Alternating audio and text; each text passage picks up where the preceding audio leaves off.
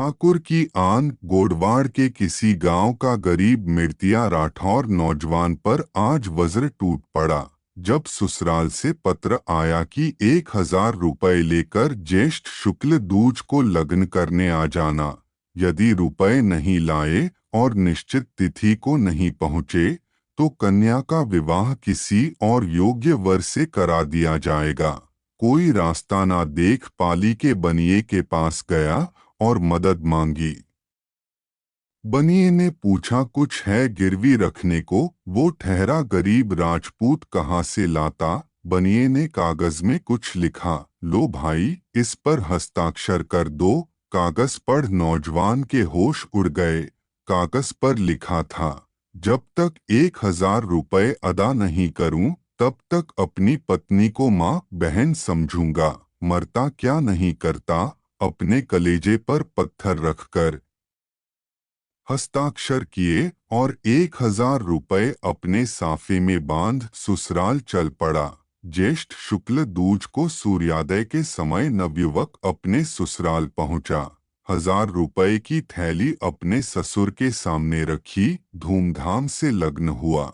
नवयुवक अपनी नई दुल्हन को बैलगाड़ी पर बिठाकर अपने घर की ओर चल पड़ा, बिन सास ससुर देवर ननद का ये सुनसान झोपड़ा। कोई नई दुल्हन का स्वागत करने वाला नहीं। नई दुल्हन ने हाथ में झाड़ू थमा और लगी अपनी नई दुनिया संवारने। रात्रि को नई दुल्हन ने अपने हाथ से बनाया गरम भोजन अपने स्वामी को जिमाया। पीहर से लाए नरम रुई के गद्दे से सेज सजाई। कोने में तेल का दिया रखा। प्रीतम आया, अपनी तलवार म्यान से खींचकर सेज के बीच में रखकर करवट पलटकर सो गया। इस प्रकार एक के बाद एक अनेक रातें बीतती गई। शतरानी को ये पहेली कुछ समझ नहीं आई। कोई नाराजगी है या मेरी परीक्षा ले रहे हैं, कुछ समझ में नहीं आ रहा था। उस रात जब ठाकुर घर आया तो हिम्मत कर पूछ ही लिया, ठाकुर आप क्या मेरे पीहर का बदला ले रहे हो? आखिर क्या है इस तलवार का भेद?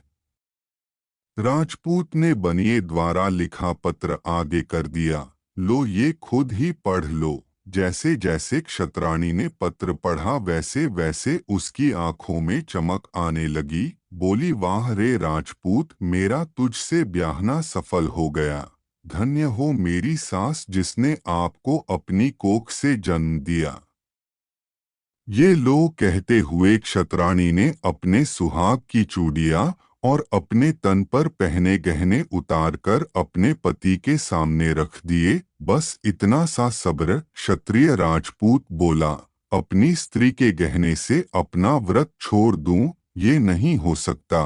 उत्तेजित ना हो स्वामी, इस सोने को बेचकर 2 बढ़िया घोड़ियां खरीदो, बढ़िया कपड़े सिलवाओ और हथियार लो। दूसरी घोड़ी किसके लिए और कपड़े हथियार किस लिए? मेरे लिए। जब मैं छोटी थी तो मर्दाने वस्त्र पहन कई बार युद्ध में गई थी। तलवार चलानी भी आती है।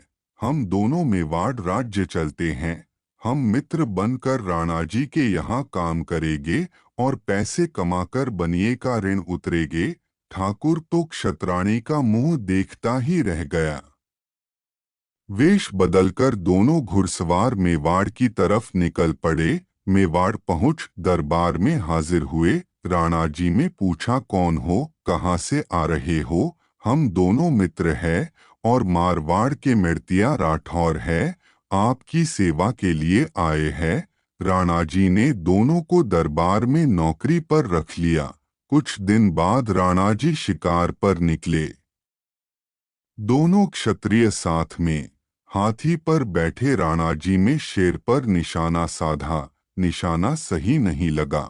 घायल शेर वापस मुड़कर सीधा हाथी के हौदे की ओर लपका। दूसरे सिपाही समझ पाते उससे पहले ही क्षत्राणी ने अपने भाले से शेर को बींध डाला। राणा जी प्रसन्न होकर उन दोनों को अपने शयन कक्ष का पहरा देने हेतु नियुक्त कर दिया। वक्त बीतता गया। सावन का महीना आया।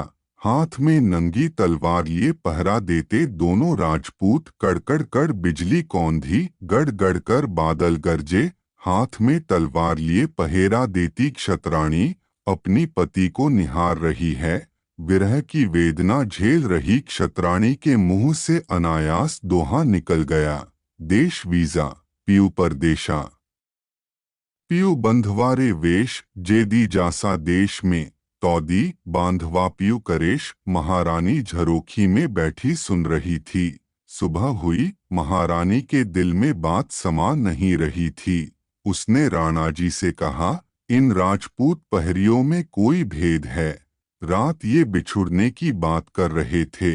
हो ना हो इनमें से एक पुरुष है और एक स्त्री है। राणा जी को विश्वास नहीं हुआ। ये बहादुरी, और वो भी स्त्री की। परीक्षा कर लो, पता चल जाएगा। राणा जी ने दोनों को रनिवास में अंदर बुलाया। महारानी ने दूध मंगवाकर आंगन के चूल्हे पर रख दिया और गर्म होने दिया। दूध में उफान आते ही क्षत्राणी चिल्ला पड़ी, अरे अरे दूध! ठाकुर ने अपनी कोहनी मारकर चेताया, पर देर हो चुकी थी। महारानी ने मुस्कुराते हुआ पूछा, बेटा तुम कौन हो? सच्ची बात बताओ, तुम्हारे सभी गुनाह माफ है। गदगद कंठ से राजपूत ने सारी बात विस्तार से बताई। वाह राजपूत वाह, तुम धन्य हो। आज से तुम मेरे बेटे बेटी, तुम यही रहो। तुम्हारे रहने का बंदोबस्त महल में करवा देता हूँ। बनिए के कर्ज के पैसे में अपने आदमियों से भिजवा देता हूँ। महारानी अंदर से बढ़िया पोशाक व गहने लाकर क्षत्राणी को दिए। दोनों की आंखों में कृतज्ञता के आंसू थे। हाथ जोड़कर बोले, हुजूर हम अपने हाथों से बनिए का कर्ज चुकाकर हमारे लिखे दस्तावेज अपनी हाथों से फाड़े, तभी हमारा व्रत छूटेगा। राणा जी ने श्रृंगार की हुई बैलगाड़ी से खुद सारा धन देकर उनको विदा किया। घर पहुंचकर पहले बनिए के पास जाकर अपना कर्ज चुकाया और अपनी जमीन कर मुक्त कराई। उस रात इस राजपूत जोड़े ने अपनी सुहागरात मनाई। स्रोत श्री नाहर सिंह जी जसोल की किताब से। धन्यवाद। ऐसे ज्ञानवर्धक एवं मनोरंजक वीडियो देखने के लिए log in, like, subscribe, share youtube.com/सिंधधारा ORG www.sindhudhara.in